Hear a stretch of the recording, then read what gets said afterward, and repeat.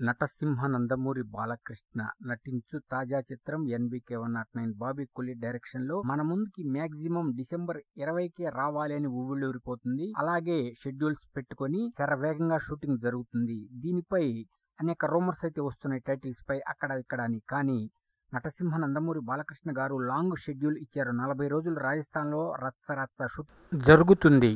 Main important heart లాంటి part అక్కడ shooting చేస్తున్నారు.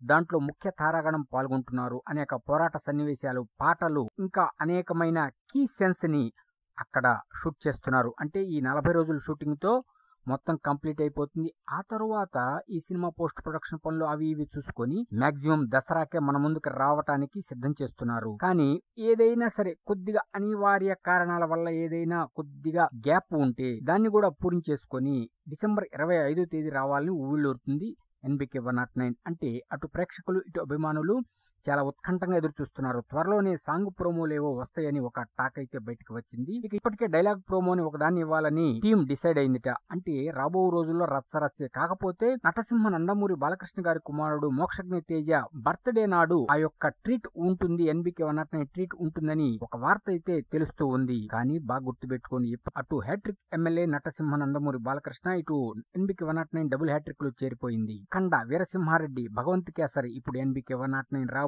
అఖండ 2, ఎన్బికే 111 ఇట్లా ఏ సినిమా అయినా సరే వండర్ఫుల్ మెమరబుల్ బ్లాక్ బస్టర్స్ అవుతాయి అంటంలో సందేహమే లేదు.